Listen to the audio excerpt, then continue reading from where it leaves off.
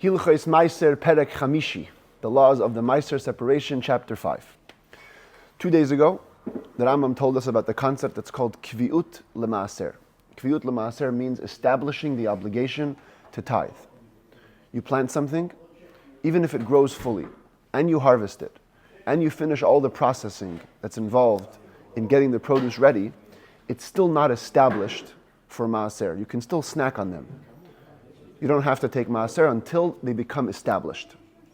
One of 6 things has to happen to make it established. The first one is if you bring it home.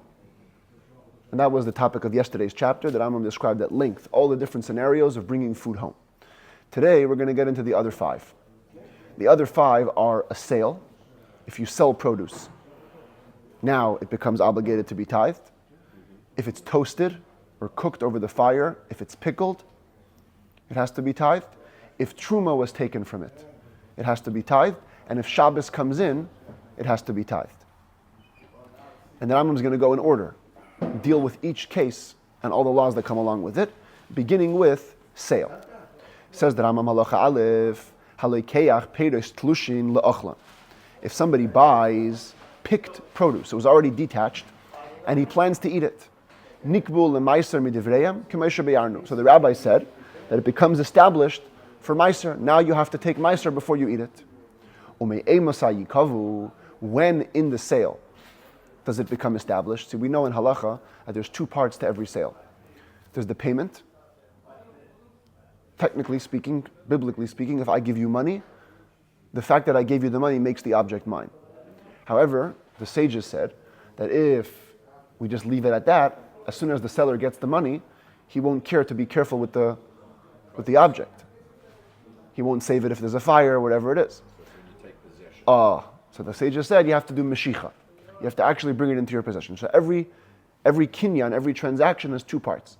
The payment and the bringing it into my possession. So the Rambam wants to know, in this case, which part of the transaction do we follow? At what point does it become obligated to be tied? It says the Rambam, mishayiten es hadamim, afal pishalei mashach. The moment he gives the money. See, in this scenario, he gave the money, he's holding the money already. And the farmer is saying, you can go, your grain is in the back, you can go take your produce now, which means he hasn't yet taken it. But since he's given the money, it already becomes established, he has to take Maaser. In this case, we go by biblical law. Harei shaloi nasan damim. So let's say the buyer didn't yet give the money. And he's selecting, he's in the store, he's picking which potatoes he likes. You ever see those old ladies in the store? They're picking the tomatoes, potatoes. They sit there and they pick which one they like. Even if he's picking all day. Even if he decides in his mind to make the purchase, you don't become obligated to tithe because you haven't given the money. Says the Rambam, if you were to have fear of heaven, the moment you decided to buy it, even if you didn't pay the money, you should already take Maaser. And if later on you decide to return the produce, you should return it. And the commentaries add, of course, making restitution, you got to pay back whatever produce you gave as Maaser. But the point is that, basically speaking, the obligation only devolves when you give the money, or at least for Yerei Shamayim, the moment you decide to make the purchase. Halacha Beis, says the Rambam, that's all if you bought picked, detached produce. What if you bought attached produce? You went to a guy's farm and he said, hey, that tree, I want all the fruit on that tree. Or even if you bought detached produce, but you bought it not to eat, but to pass on as a present. So that kind of a sale doesn't establish the obligation. And you can still snack on such produce till you buy it to eat, or you buy detached produce. Halacha Gimel. A person tells his friend the following. Here's a coin, give me 5 figs. Is that a sale? Says the Rambam, that scenario is not a full sale, and therefore you can take 1 fig at a time, eat it, and be exempt from tithing, because there's no kviut, there's no establishment for Maaser. But if you collected all the 5 figs together and you're holding them in your hand, now they're 1 unit, now you've made a sale, and now before you eat them, you must take Maaser. What if you switched up the wording a little bit differently? You said, here's a coin for the 20 figs that I'm going to pick. that I'm going to pick means they're only going to become mine when I pick them. So therefore, says the Rambam, you can pick one at a time and eat it. Because since the wording of the sale was only that you're going to own them when you select them, so when you gave the money to begin with, it didn't make the sale. And you can pick one at a time and eat it like a snack. Same thing if the customer said, here's the money for the cluster which I'm going to pick. So you can pick a couple of grapes off the cluster on the tree, on the vine, and eat them, because it doesn't become yours till you pick them. For the pomegranate which I'll pick, you can split it open on the tree and eat it. For the watermelon that I'll pick, you can also split it open in the ground and eat it. But if you would not cut it on the tree, if you pick it off the tree, whole bunch of figs, and collect them together, you cut the cluster, you cut the watermelon, now at this moment, you become obligated to tithe it, because at this point, what have you acquired? You've acquired picked produce, not attached produce. Since you've acquired picked produce, you have to tithe it. But if the person says to the seller, here's a fig, here's a coin, for these two figs, or for these two clusters, for these two pomegranates, for these two watermelons. You didn't say the ones that I'm going to pick. You said these. These, they're on the tree, they're still attached to the ground. So therefore, you can cut them off normally, eat them as a snack, and be exempt, because the sale didn't establish their obligation to be tithed, because you took them, you bought them while they were attached. This is also going to be discussed at length in the laws of sale, but there's another way to acquire things where you don't give money for an object, you give an object for an object. You do an exchange. So what exactly? People, this is before the money thing, so it was a lot of bartering going on. I give you one thing, you give me another thing. So what happens if a person does that? He exchanges with a friend. I give you some pears, you give me some oranges. If both of them wanted to eat that which they're buying, so both of them become established to be obligated in tithing, because they bought something that was detached from the ground. But if they exchange the produce while it was attached with the intention to cut it, both of them don't become established, because by sale, it won't establish something unless all the processing has been completed. Uncut produce hasn't been completed. If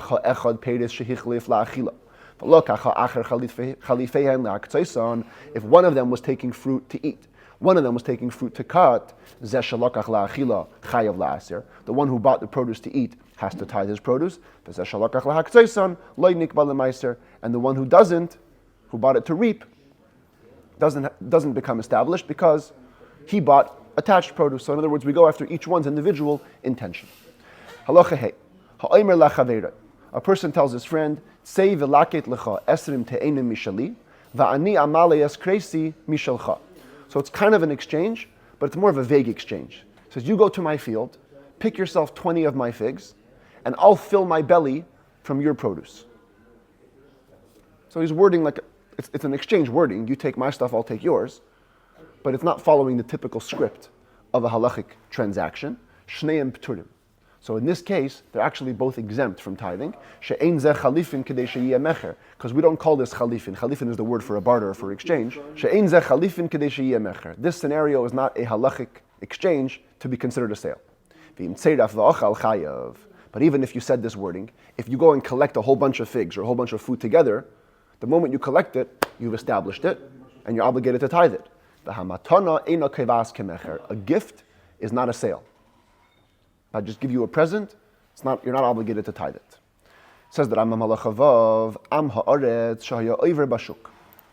you have an unlearned person is going in the market, and he says, here, guys, take some figs. Even though an Am Haaretz is an unlearned person who's suspect not to take Maaser, but we can assume that he hasn't brought his produce home yet. He's still on the way home. And therefore, you can eat from his snacks and be exempt. Maximum, he's giving you a present. Present doesn't establish an obligation. Now, what happens if you come home? You got a present from the Amoritz, you're coming home. Now, when you're coming home, typically bringing the produce home makes the obligation to be tithed. The question is, did the Am Ha'aretz take the tithes? So here you have to do a little bit of calculation and figure out what's the custom in the city. If most people in the city, in the region, harvest to bring their food to their homes, so then you, who got the gift from the Am Ha'aretz, definitely has to take Maaser. Because if most of the people bring food home, then the Am Ha'aretz was probably about to bring his food home, which means he never had a chance to tithe it. You're the first one bringing the produce home, you have to tithe it. But if most of the people in that region harvest their produce to bring to the market, then when you bring this gift that you got from the Am Ha'aretz home, you have to tithe it, but only out of doubt, out of a question. Shema iser because maybe this Am Ha'aretz was bringing his produce to the market to sell, and maybe he was being a little more religious. People won't be religious for themselves, but for others, they'll be a little more religious. So perhaps he took Maaser and then brought it to the market. So out of doubt, you must take Maaser again, but only Demai, only questionable. If the Am Ha'aretz, who is giving the gifts, if he clearly said,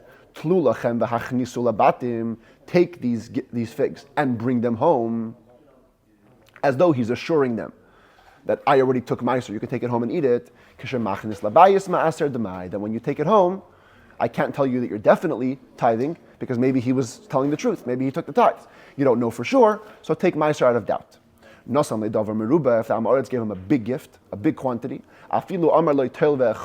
even if he told him take it and eat it, which usually would imply that you could eat it as a snack, it's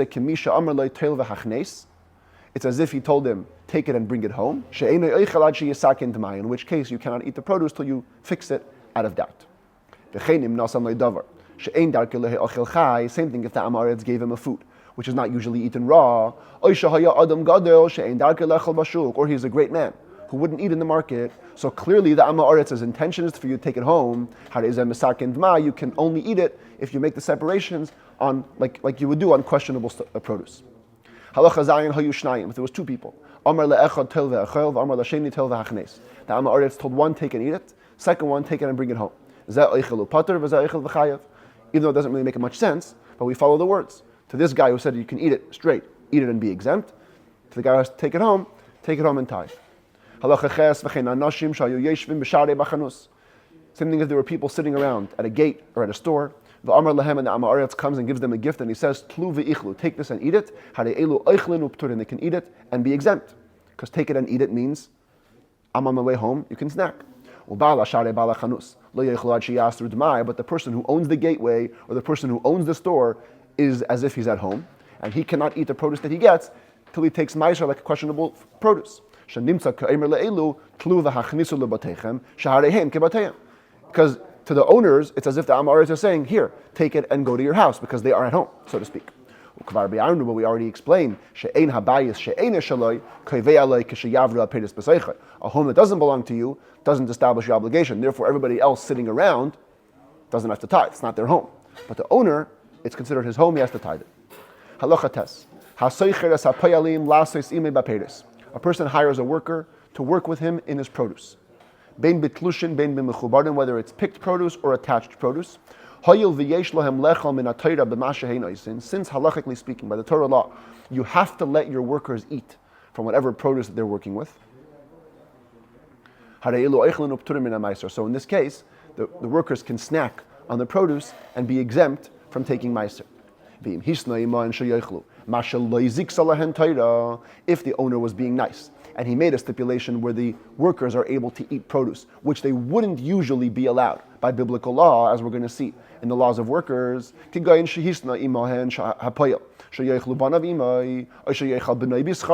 example, the employer stipulated that a worker can eat with his kids, or his sons could eat also as a payment, so that the worker could keep on eating, even after he finishes the process of work, which usually in the case of workers, they cannot eat this, but the employer is giving them a bonus. This bonus you cannot eat till you take tithes. Since in this case you're eating out of the condition, it's like a buyer, and a buyer has to tithe his produce. A person hires a worker to weed olive trees. Now, basically what weeding is this the picture here? No. Okay. Weeding is not working with the produce itself.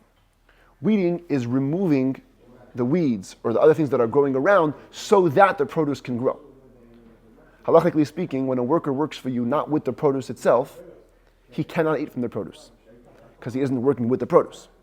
So if a person hires a worker to weed out olive trees, and the worker makes a clear stipulation that in this case I should be allowed to eat the olives, so he can eat one by one and be exempt, but if he collects them, then he's obligated to take Maaser.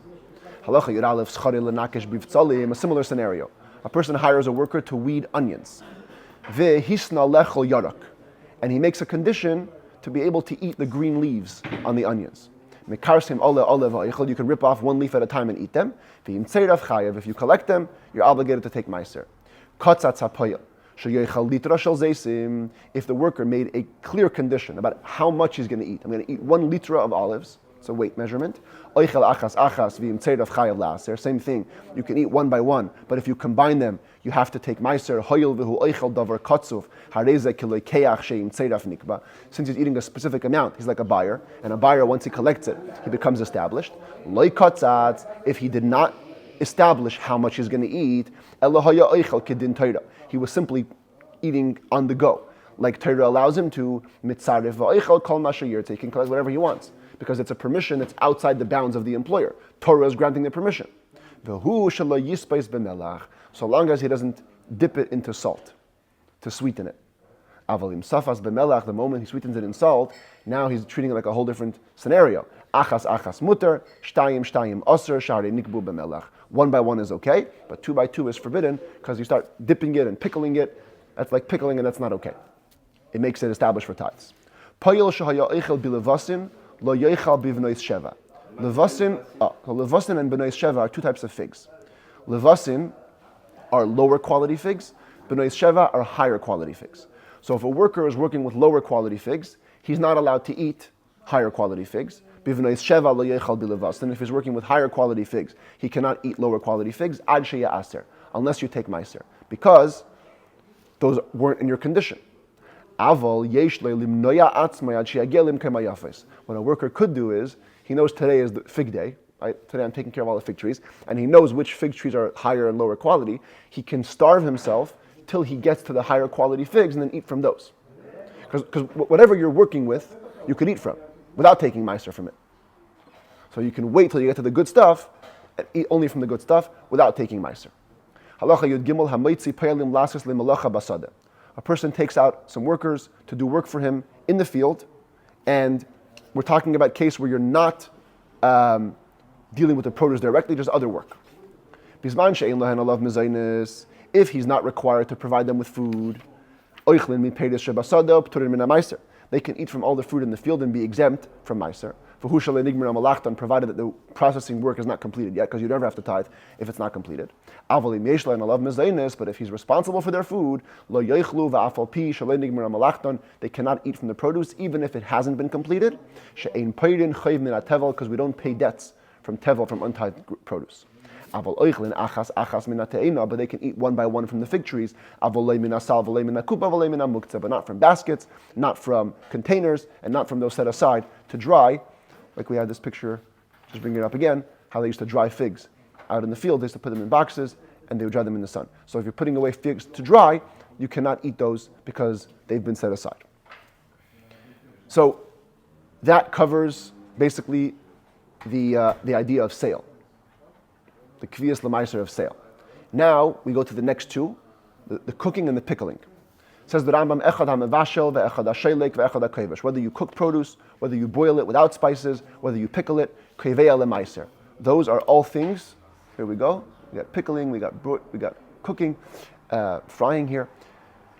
It's all establishing for tithes. Aval hamashin es ha-peres ad sheyichshidan. But if you smoke produce, this is fish, but we're talking about produce because produce has to be taken Maaser. If you smoke produce till they're fit to eat, harez a suffix, it's a doubt. We don't know what that establishes. Halacha tezvav, hatoimein peres ba'adama. Person buries fruit in the ground, oy beteven or in straw, oy bezevel or in manure. fertilizer. Ad shehichshiran la'achila, till he ripens them. When fruit used to come off the tree too unripe, they would use these methods in those days to make them ripen faster. Lo nikbu l'maiser, says the Rambam, that's not called cooking. That's not called pickling. It doesn't establish the obligation to tithe. You can still snack from them. Tezayin hanoisin yayin l'tavshil cham. A person pours wine into a hot pot. So you're basically cooking the wine. Oisha nasan shemen likdeira beilpas keshehin merutachin, or you put an oil into a pan when they are boiling. So the moment you pour the oil in, it's heating up. Nikbu l'maiser. You've cooked the wine. You've cooked the oil.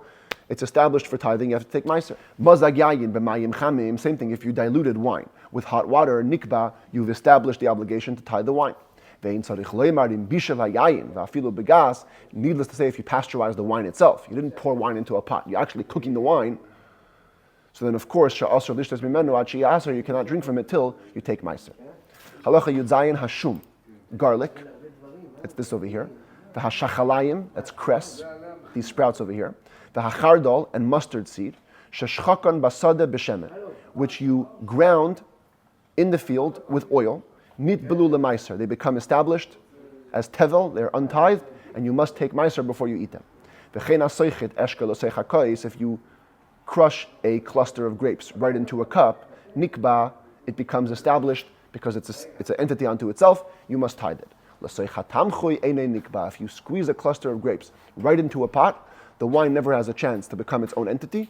It's not established. Says the Kesef Mishnah, only if the food is not hot. Because if it's hot, like in the last case, you heat up the wine, it becomes established. Halacha yudches hamayleach peiros basada. If you salt produce in the field, nikbu, they become established for maiser. Taval hazeisim echad echad b'melach v'achal potter. Like we said before, if you dip olives one by one into salt and then you eat them, you're exempt. Hapoitzei hazeisim kedei sheyetze asraf mehem. If somebody splits open olives, so the sap comes out of them, there's like this white fluid in the olive that can come out, potter, you're exempt from maiser. And if you take out olives from the storage vat, they used to store olives in a big vat while they waited to be pressed, and you take one out, you can dip one at a time in salt and eat them. It's not called establishing it for maiser. But if you salt it a bunch and then you serve them in front of you, then you're obligated. It's established the obligation. The same applies in all similar situations. Halacha yutes. Now we go on to the fourth kvius lemaiser, which is taking truma. Hatayrim piraisav truma. Shetzarich lisrei machareh hashniya. If you take truma from produce, even if it's in a scenario where you would have to take truma again, in other words, what you did wasn't fully desirable according to halacha, nikbu lemaiser. Nevertheless, the fact that you took truma establishes the obligation for maiser. No more eating snacks till you take the next truma and maiser. And now the last couple of halachas, we deal with Shabbos. Peiros shenigmira melachton. You have produce whose work was completed. V'chashcha aleihen leile Shabbos. And then Shabbos comes in on them. In other words, in their state of completion. Nikbu. The moment Shabbos comes in, the obligation is established. No longer can you eat from this produce, even after Shabbos, till you take Maaser. What if kids hid some figs for Shabbos? And today they hide candies.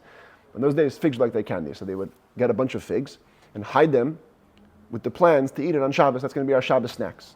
And the kids forgot to take Maaser. You know, Maaser was so prevalent, even kids knew these laws. You have to know all the basic laws. They forgot to take Maaser. When they take them out of their hole after Shabbos, they can't eat it anymore. Shabbos came in on the figs with a plan to eat them on Shabbos. So that's it. You must take Maaser now before you eat them. A person had a fig tree which was designated for Shabbos. You know, on Shabbos you're supposed to eat the best quality food. He has a bunch of fig trees, and this fig tree produces especially good figs. So he always uses it on Shabbos. He picks those figs before Shabbos, and he eats them on Friday night or Shabbos day. V'liket mimenu kalkala, says the Rambam. Even if you picked a basket of those figs during the week, lo yoichal ad sheya'asar, you cannot eat them until they become maiser. Hoyelu peris elu miyuchadin l'Shabbos v'haShabbos kevas. Since the fruits are designated for Shabbos, and Shabbos makes the obligation. In this rare case, even if Shabbos didn't come in yet, it's already established. Halacha chaf gimel haya oichel be'eshka v'chashcha alav leile Shabbos. Person was snacking on a cluster of grapes, and boom, Shabbos comes in. Lo yigmar achilase b'Shabbos ad sheyaser. He cannot finish eating the cluster on Shabbos till you take Maaser, because now Shabbos comes in, it's obligated. But if you stop eating and you put them aside for after Shabbos, then you can finish it. Why? Because in this case, you began to partake of them before Shabbos while they were exempt. So if you put it aside for later, you don't have to tie them. If you're planning to eat them on Shabbos, though, then of course you do have to take Maaser.